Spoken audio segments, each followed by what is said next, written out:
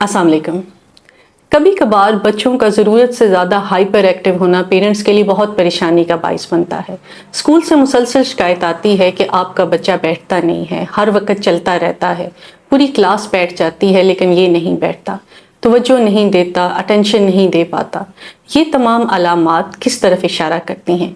आज हमारे साथ हैं डॉक्टर फातिमा रहमान, जो कंसल्टेंट चाइल्ड स्पेशलिस्ट हैं और न्यूरो डेवलपमेंटल चाइल्ड स्पेशलिस्ट हैं। वो हमें गाइड करेंगी कि ADHD क्या है, attention deficit hyper activity disorder क्या है, और अगर आपको एज ए पेरेंट अपने बच्चे में इस किस्म की अलामात महसूस हो रही हैं तो आपको मुकम्मल तौर पर गाइड करेंगी कि अब आपने अपने बच्चे को कैसे लेकर चलना है। आइए देखते हैं।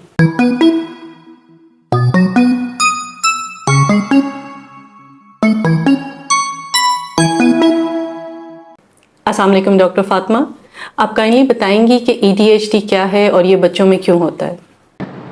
वालेकुम अस्सलाम doctor Rifat, thank you very much for inviting me for this very important topic. और ये मसाइल जो हैं वो आज के एक तेज़ी से बढ़ते हुए मसाइल हैं, और उनमें से एक जो है वो ADHD भी है, जो बेसिकली एक न्यूरो डेवलपमेंटल डिसऑर्डर है, जिसके अंदर जो है वो बच्चों में तेज़ रवी, फोकस ना कर पाना, अटेंशन ना दे पाना, चोटों का बहुत ज़्यादा लगना और इस किस्म के कुछ और रवैयाजात हैं जिनका हम आगे भी तज़किरा करेंगे। आपने पूछा कि ये होता क्यों है। जितने भी न्यूरो डेवलपमेंटल डिसऑर्डर्स हैं वो यूजुअली देखा ये क्या है कि मल्टी फैक्टोरियल है। इसके अंदर भी देखा गया है कि बच्चों के ब्रेन का एक ख़ास हिस्सा जो है, जिसे हम प्री फ्रंटल कॉर्टेक्स कहते हैं, जिससे बच्चों के रवैयाजात, उनकी पर्सनालिटी, उनका एग्जीक्यूटिव फंक्शन, कि उन्होंने किस तरह से अपने जहन में एक इंफॉर्मेशन को ऑर्गेनाइज करना है और फिर किस तरह से उस इंफॉर्मेशन को प्रोसेस करना है। तो जो प्री फ्रंटल कॉर्टेक्स है उसका ये सारा काम है। उसके जो है वो सही तरीके से जो है वो डेवलप नहीं किया होता, अंडर डेवलप्ड होता है इन बच्चों के अंदर।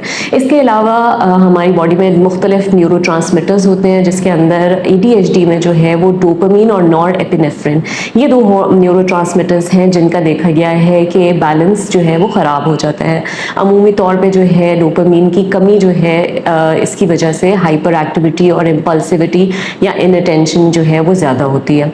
इसके बाद ये भी देखा गया है कि ये फैमिलीज़ में भी रन करता है, मतलब जेनेटिक्स का भी इसमें किरदार है, जिसके अंदर देखा ये गया है कि अगर एक घर में फ़र्द को ADHD है तो दूसरे फ़र्द के होने के 5 से 10% चांसेस जो हैं वो बढ़ जाते हैं। इसी तरह अगर ट्विन्स हैं तो उनके अंदर भी ज़्यादा चांसेस हैं अगर एक ट्विन को है तो। इसके अलावा आजकल की जो बढ़ती हुई बीमारियों की जो जहनी या रवैयाजात की बीमारियाँ हैं या न्यूरो डेवलपमेंटल डिसऑर्डर्स हैं, उसमें एक बहुत बड़ा किरदार स्क्रीन का भी है। और अभी रिसेंटली लास्ट ईयर एक मेटा एनालिसिस किया गया था जिसके अंदर यही चीज़ देखी गई है कि जितना ज़्यादा बच्चे टीवी मोबाइल का इस्तेमाल करते हैं उनके अंदर रिस्क ऑफ ADHD भी बढ़ जाता है, along with other neuro developmental and behaviour disorders. तो ADHD भी जो है वो इसकी वजह से हो सकता है। इसी के साथ साथ एनवायरनमेंट की जब हम बात करते हैं कि एक बच्चे का माहौल कैसा है, तो उसके अंदर और भी कुछ वजूहात हैं जिनकी वजह से एक बच्चा जो है वो एट रिस्क हो जाता है और उसके अंदर फिर लेटर ऑन ADHD की आपको अलामात या उस बीमारी की जो है अलामात आपको नज़र आना शुरू हो जाती हैं। जैसा कि बच्चों के साथ जो है वो फिज़िकल अब्यूज़ या वर्बल अब्यूज़, या घर में जो है वो चाइल्ड निगलेक्ट या चाइल्ड अब्यूज़ की कोई भी फॉर्म, जैसा कि मैंने कहा, हो सकती है। इसके अलावा पेरेंट्स के अंदर जो है वो घर का माहौल बहुत टेंस होना, बहुत ज़्यादा लड़ाई झगड़े, और एक बच्चा वायलेंस देख रहा है। तो एक तो है उस बच्चे के साथ वायलेंस हो रहा है, एक है वो बच्चा विटनेस कर रहा है रोज़ की बुनियाद के ऊपर वो वायलेंस को, जिसके अंदर मारपीट और लड़ाई झगड़ा वगैरह शामिल है। तो ये सारे फैक्टर्स हैं जो इसकी वजह बन सकते हैं। ADHD को हम किस उम्र में डायग्नोज कर सकते हैं या किस उम्र में ADHD का डायग्नोसिस दिया जाता है? अच्छा, जो हमारा DSM-5 TR क्राइटेरिया है उसके अंदर कहते हैं कि सिम्टम्स ADHD के जो है उसके अलामात जो हैं वो 12 साल से पहले बच्चों में आ जाने चाहिए। बीइंग अ डेवलपमेंटल पीडियाट्रिशियन, हम बच्चों को 4 साल के ऊपर और इसके बाद जो है वो at risk of attention deficit hyper activity disorder या ADHD कहना शुरू कर देते हैं, और 6 साल के ऊपर फॉर्मल टेस्टिंग के थ्रू उनको एक फॉर्मल डायग्नोसिस मिल जाता है। तो बहुत छोटी उम्र से ही अलामात आना शुरू हो जाती हैं, और अभी हम उनके बारे में बात कर लेते हैं। लेकिन 4 साल के बाद यू कैन डेफिनेटली से कि हाँ ये बच्चा जो है ये हमें लग रहा है कि एट रिस्क फॉर ADHD है। इस बात का ख्याल रखना बहुत ज़रूरी है कि कुछ हाइपर एक्टिविटी या इम्पल्सिविटी या अपने डिसीजंस को ना ले पाना एक बड़े इंसान की तरह, वो एक नॉर्मल डेवलपमेंट का हिस्सा भी है। तो एक 2 साल का बच्चा जाहिर सी बात है सीट के ऊपर या कुर्सी के ऊपर नहीं बैठेगा। हाँ अलबत्ता एक 4 साल के बच्चे से मैं ये एक्सपेक्ट करती हूँ कि जब मैंने उसको कोई एक्टिविटी दी है, जैसे मैंने कोई कलरिंग की दे दी या कोई खिलौना उसका फेवरेट टॉय मैंने उसको दे दिया, तो वो उसके साथ कोई 20 मिनट 15 मिनट जो है वो उस एक्टिविटी में मशगूल रह सके। लेकिन इन बच्चों के क्योंकि रेगुलेशन का न्यूरोट्रांसमीटर्स के मसला है और ब्रेन की डेवलपमेंट का मसला है, तो इनके लिए यह करना ऑलमोस्ट नामुमकिन है। तो इसलिए हम 4 साल पे डायग्नोज कर सकते हैं कि इस बच्चे में रिस्क फैक्टर्स हैं ADHD के। ADHD की अलामात क्या हैं, या आपके पास पेरेंट्स ज़्यादातर किन अलामात के साथ अपने बच्चे लेकर आते हैं? अच्छा, अगर हम इसकी अलामात की बात करें तो आप देखेंगी कि अक्सर पेरेंट्स जो है ना वो जब आपके पास आते हैं और बहुत परेशान होते हैं और वो ये कह रहे होते हैं कि हमारे बच्चे को ना, तो हर कोई कहता है कि ये बदतमीज़ बच्चा है और ये शरारती है बहुत ज़्यादा, और बाज़ औक़ात जो है वो वालिदैन की तरबियत पर जो है वो तशवीश का इजहार किया जाता है कि वालिदा ने ही सही तरबियत नहीं की है बच्चे की, इसको मैनर्स नहीं सिखाए हैं, इसलिए ये बच्चा ऐसा है। बहुत सारी रिसर्च से आज हमें ये पता है कि ये क्योंकि इसमें एक्चुअली आपके ब्रेन का और न्यूरोट्रांसमीटर्स का मसला है, इस वजह से इन बच्चों को रेगुलेट करने में अपने बिहेवियर्स मसला पेश आता है।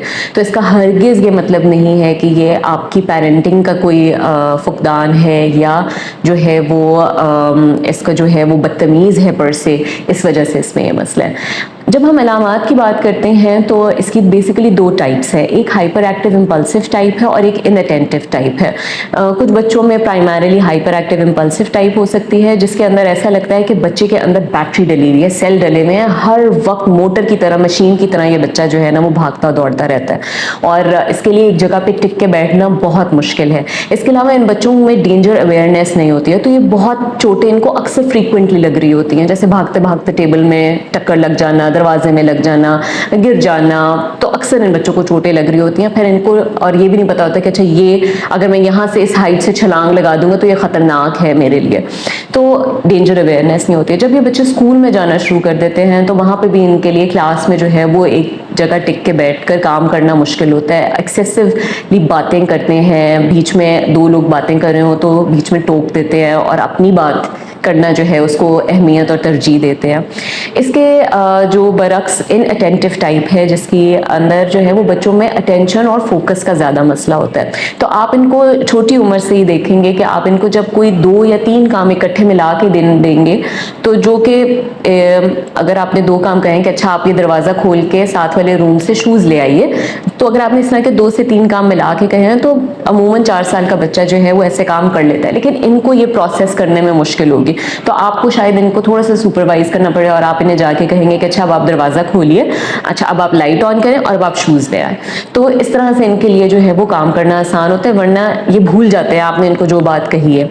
फिर उसके बाद इनको अपना जो थोड़े बड़े बच्चे हैं उसके अंदर जो है वो इनको अपना स्कूल वर्क, होम वर्क करने में बहुत दिक्कत होती है और ऐसा लगता है कि इनका दिल नहीं लग रहा पढ़ाई में, जबकि ऐसी रीज़न नहीं होती कि दिल नहीं लग रहा होता, रीज़न ये होती है कि उनके लिए हो नहीं पा रहा होता उनसे, तो उनके लिए डिफ़िकल्ट होता है ये करना और इनको हेल्प करने की ज़रूरत होती है। तो अब एक बच्चे में हो सकता है primarily hyper active impulsive type का हो या इनअटेंटिव टाइप का हो, या दोनों का कॉम्बिनेशन भी हो सकता है। तो कुछ अलामात आपको एक टाइप की मिल जाएंगी और कुछ अलामात आपको दूसरी टाइप की मिल जाएंगी। ये इस बात का ध्यान रखना बहुत ज़रूरी है ADHD के डायग्नोसिस में कि अगर एक बच्चा ये अलामात सिर्फ घर में शो करे, मतलब घर में आपकी बात मानने में उसको दिक्कत हो रही है लेकिन स्कूल में ही इज़ फाइन या शी इज़ फाइन, और इसी तरह जो है वो अगर आप बात कीजिए कि सिर्फ घर में मसला है लेकिन वो जब नानों के घर, दादों के घर या किसी और पब्लिक गैदरिंग में जाता है तो वहाँ ऐसे बिहेवियर्स नहीं होते, तो ये ADHD नहीं है। इसका मतलब है कि बच्चा अपने रवैया जात को कंट्रोल कर सकता है लेकिन हमें उसे वो माहौल देना पड़ेगा जिसमें वो कंट्रोल करे। तो फिर आपने और चीज़ों के बारे में सोचना है और डायग्नोसिस के बारे में सोचना है। वो ADHD नहीं है। ADHD के लिए ज़रूरी है कि वो मल्टीपल सेटिंग्स के अंदर हो, जैसे कि घर में भी, स्कूल में भी, खेल में भी, प्ले ग्रुप में भी, नानों के घर भी, दादों के घर भी, एवरीवेयर। एंड दूसरी चीज़ इसके अंदर जो इंपॉर्टेंट है वो ये है कि जिसकी वजह से बच्चे की फंक्शनिंग में मसला आ रहा हो, मतलब उसको अपने रोज़मर्रा के काम करने में मसला आ रहा हो, तो ये चीज़ें इंपॉर्टेंट हैं इसके अंदर। डॉक्टर फातिमा, आप पेरेंट्स को कैसे गाइड करेंगी कि अगर उनके बच्चों में ADHD का शक पड़ा है तो अब वो अपने बच्चों को कैसे लेकर चलें या इसका इलाज क्या है? जब हम इसके इलाज के बारे में बात करते हैं तो इसके अंदर कुछ मुख्तलिफ एस्पेक्ट्स हैं जिनका हमें ख्याल रखना है। सबसे पहली चीज़ है वालिदैन को जो है वो इस बीमारी के बारे में आगाही फराहम करना और उनको बताना कि ये उनका कसूर नहीं है, लेकिन उनका एक बहुत इंपॉर्टेंट रोल है इस बीमारी के इलाज में। तो उनको वो रोल समझाना और उनकी तवक्कुआत को जो है वो उस बच्चे के मुताबिक लेकर आना जो है वो बहुत ज़रूरी है। दूसरी चीज़ जो हम ADHD के इलाज में करते हैं वो है दवाइयों की मदद से जो है वो बच्चे का ऑन सीट बिहेवियर, मतलब उसका एक जगह पे टिक के बैठना और उसका अटेंशन स्पैन इंक्रीज करना, मतलब वो फोकस करके एक काम के ऊपर ध्यान देके जो है वो अपना टास्क कंप्लीट कर सके। तो दवाइयों की मदद से हम ये चीज़ें अचीव करते हैं।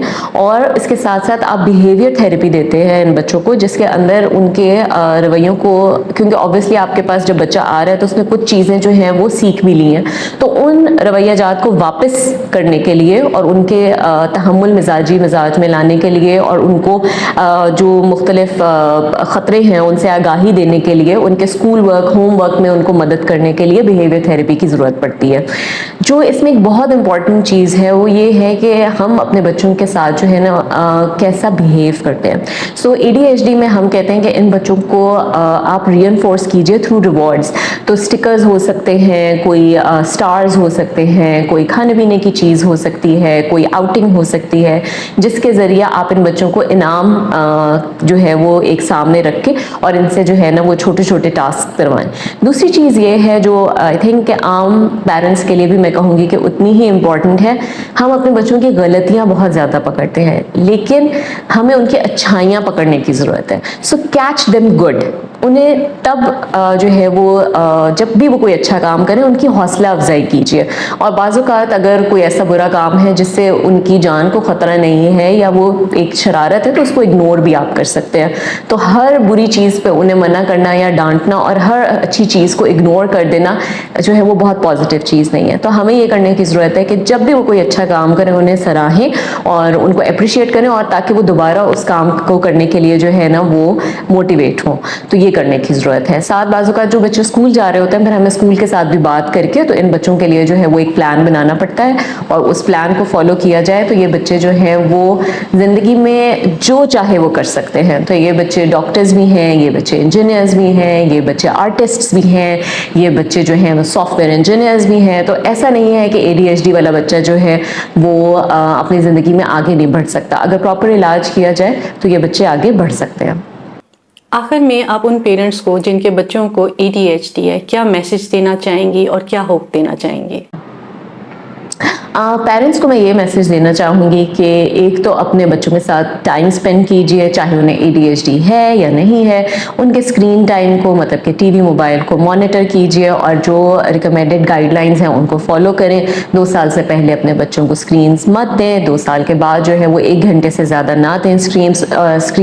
और जो आप स्क्रीन के ऊपर कंटेंट दिखा रहे हैं वो प्लीज़ शॉर्ट्स, रील्स, इस तरह की छोटी छोटी वीडियोज़ ना दिखाइए जिससे एक बच्चा स्किप कर करके जो है ना वो इंजॉय करता रहता है और उसके ऊपर बहुत सारा वक्त अपना जो है ना वो स्पेंड कर देता है। दूसरी चीज़ ये है कि अगर आपको लग रहा है कि आपके बच्चे में कोई मसला है तो प्लीज़ बर वक्त जो है वो कंसल्ट करके उसका इलाज करवाइए। ये मत सोचिए, बाज़ औक़ात फैमिली प्रेशर होता है कि ये बदतमीज़ है, जैसे कि मैंने कहा कि पेरेंटिंग में कोई मसला है। ऐसे मसाइल नहीं होते हैं, इन बच्चों की मदद की जा सकती है और ये एक अच्छी भरपूर ज़िंदगी गुजार सकते हैं। तो उसके लिए हमें जो है वो कोशिश करनी है और साथ साथ इन बच्चों में जो पेचीदगियाँ होती हैं उनको भी देखने की ज़रूरत होती है कि इसकी वजह से उनके साथ स्कूल में कोई उनको बुली तो नहीं कर रहा, उनमें डिप्रेशन या एंजाइटी तो नहीं आ रही है इसकी वजह से उनके अंदर कॉन्डक्ट के प्रॉब्लम्स या ऑपोजिशनल डिफाइंड डिसऑर्डर जैसे कोई बिहेवियर्स तो नहीं आ रहे हैं जिसके अंदर जो है वो फिर बदतमीज़ होते जाते हैं, और ये उनका कसूर नहीं है, ये उनकी बीमारी का हिस्सा होते हैं। तो ऐसे बच्चों को समझने की ज़रूरत है और उनको अपने साथ लेकर चलने की ज़रूरत है। Thank you. डॉक्टर फातिमा, आपका बहुत शुक्रिया, आपने पेरेंट्स का बहुत अच्छे तरीके से गाइड किया है। अगर आपके बच्चे में भी ADHD की अलामात का शक पड़ रहा है तो ADHD के स्पेशलिस्ट डॉक्टर से रब्ता कायम करें ताकि बर वक्त आपके बच्चे की हेल्प की जा सके और मिलकर इस प्रॉब्लम का, इस मसले का इलाज किया जा सके और इसका हल तलाश किया जा सके। अपने और अपने बच्चे का ख्याल रखिएगा। बहुत शुक्रिया।